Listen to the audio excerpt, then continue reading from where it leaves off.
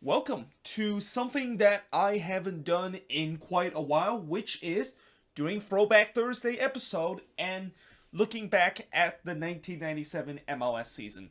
And a couple of months ago, when I first started this Throwback Thursday series, I looked at the 1996 MLS season and also the playoffs during the 1996 season. And I'm going to do the same thing with the 1997 MLS season, where after I done this video, in future episode, I will be looking at the playoffs of the 1997 MLS season. And that one of the things that I am going to do a little bit different in terms of this throwback series compared to when I originally did this is that I'm not going to really talk a lot about some important things that happened before the season starts, because to be honest, there wasn't really much that happened in the second season in MLS. There was no expansion team. In fact, next season, which is 1998, the third season of MLS, is when we start to see the first expansion team in MLS. And coincidentally, that was the Chicago Fire, who went on to win MLS Cup and become the only expansion team to this day to win an MLS Cup in their expansion year.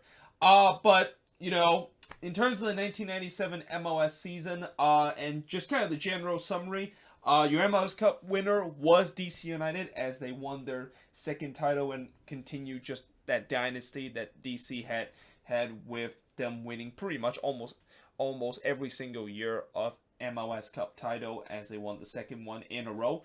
This was also the first time that DC United won the Supporters Shield, and this is the first time a team that, I don't know if they use this term, but I guess this is the first time that a MLS team is able to do the domestic double. I don't remember who exactly won the US Open Cup back in 1997. In fact, I probably should have put that right there here to see who exactly won it. And if it was DC United, then they just did the domestic trouble by winning not only the Supporters Shield and the MLS Cup, but also winning the US Open Cup. In fact, if I search it up right now, who won the 1997 US Open Cup, I might find out who exactly.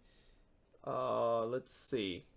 Oh, so the 1990 US Open Cup was actually won by Dallas Burn, and DC United was actually in that final of the US Open Cup in 1997, but they weren't able to win that. So in many ways, they actually came very close to winning the domestic treble and become, I think is the first team to ever win the domestic treble. In fact, now that I'm thinking about the domestic treble where you have to win the MLS Cup, you have to win US Open Cup, and also Supporter Shield, I don't recall any team have ever done that before. But maybe as we continue the series where we look at the last couple, or starting with the first two seasons of MLS and then just kind of continue until we're now into modern day of the MLS season, I will maybe find out who actually won the first ever domestic treble of winning MLS Cup, US Open Cup, and also the Supporters Shield. And I know some people will say, well, isn't TFC going to count? Because remember, they won I think that year in 2017, they won MLS Cup, Supporters Shield, and Canadian Championship, which I guess, yeah, maybe you could say it count. I mean, there's a lot of debate whether or not the Canadian Championship should count as kind of a major tournament. I mean, it's basically the US Open Cup version of Canada, but TFC didn't really have a lot of competition, and the Canadian Championship is one of those domestic cup that there's only like 5 or 6 teams that is competing. And this was before, when the Canadian Premier League team entered the Canadian Championship like they did last season. So they really had no competition whatsoever. Whereas here, in the US Open Cup, you have to face the amateur team, you have to face your fellow MLS team, and there's definitely going to be more competition in terms of that. So that's debatable whether if TFC is actually the first team ever to win the domestic treble if you include the Canadian Championship. The Supporter Shield, or actually I talked about who was the Supporter Shield, but the match that was played was 160, just like last season. The total goals that was scored that season was 522 goals, which was 3.26 goal per match, which was actually down from the previous year when I believe it was 3.4 in the inaugural year of the MLS season. But still, there were definitely a lot goals that was scored that season. And your top goal scorer was Jaime Moreno with 16 goals, which today, not only that is definitely not going to be the top goal scorer for future season, but I don't know if that's even going to get you to top 3 or top 5. And even that's if we only played 32 games like they used to play in the first couple of seasons of MLS. Longest winning streak was the Kansas City Wizard at 7 game in a row, and that happened between July 19th and August 31st. The longest losing streak was New England Revolution with 9-game losing streak, and it actually happened right around when Kansas City started their winning streak, and New England, of course, their losing streak started on July 20th to September 12th. Now, this is where things get a little bit wacky, which makes sense because in the 1990s, in the first couple of years of MLS, things were kind of a little bit crazy, and that if you would have showed this to modern day MLS fans, they would think that this is just absolutely ridiculous. But one of the weird thing about that season is that the highest average attendance that season was actually New England at 21,423 and a total of 342,762, and that's considered they also own the longest losing streak of that season. But then the lowest attendance from that season is the Kansas City Wizard with only 9,058 fans show up on average of each game, and they only had a total attendance of 144,935, and yet they had the longest winning streak during that season. I mean, it just makes absolutely no sense whatsoever. But the good thing is both of these teams did make it to the playoffs, although, as I said in the 1996 MLS season recap video, making the playoffs in the first couple of seasons in MLS is as easy as it gets. Like, you literally have to be the worst team in your conference to not make the playoffs. And in 1997, we still have the playoff format where 8 of the 10 teams that is in MLS actually make it to the playoffs, which is another reason why I said if you would have showed this to modern MLS fan, like, I know a lot of MLS fans a couple of years ago complains the fact that there is too many teams that is in the playoffs and that there shouldn't be more than half of the teams that is in each conference make it to the playoffs. Well, they would just go absolutely ballistic, and it would just drive them absolutely nuts when they find out that in the first 2 seasons, MLS actually had 80% of the team, and you literally had to be the worst team in the league to not make it to the playoffs. Now, in terms of the standings in the Eastern Conference, obviously DC finished at top with 17 wins, 11 losses, and 4 shootout wins. And for those of you that did not watch my recap of the inaugural 1996 MLS season, back then there was no draw in these MLS game. I think it wasn't until a couple of years later when draws was finally implemented, and that when a game ends up tie after 90 minutes, instead of just ending up tie like it is right now, they actually go into kind of a hockey style shootout, and that the shootout wins is basically the wins that they of course got if they of course are able to win that shootout. So DC of course won 4 of those shootouts, and they had 55 points during that season. Tampa Bay, they had a record of 14 wins, 15 losses, and 3 shootout wins with 45 points. Columbus finished third with 12 wins, 17 losses, 3 shootout wins, and 39 points. New England, who I mentioned, had the longest losing streak that season, still made it to the playoffs with 11 wins, 17 losses, 4 shootout wins, and 37 points.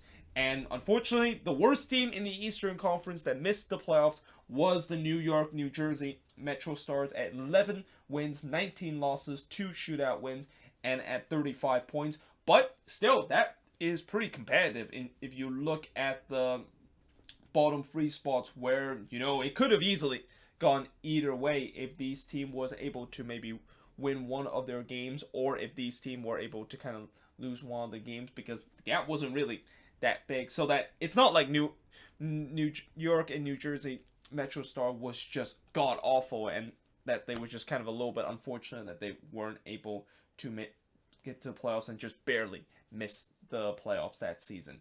Now, when you look at the Western Conference, Kansas City Wizard finish at top of that with 14 wins, 11 losses, but 7 shootout wins. Like, that is just way too many shootout wins. And I think in modern day, when you have that many shootout wins, if you count that as draw, they would definitely not finish top of the Western Conference. And that it would be the Galaxy, the one that could finish at the top of the Western Conference, because that year they had 14 wins, 16 losses, 2 shootout wins, and had 44 points. And if you don't count, like, shootout wins back then basically counts the same 3 points as you would be if you get a win. But if you subtract that, if you just like award 1 points for shootout wins, Kansas City, I think they would be, let's see, I don't know, they wouldn't be anywhere near the top part of the Western Conference table.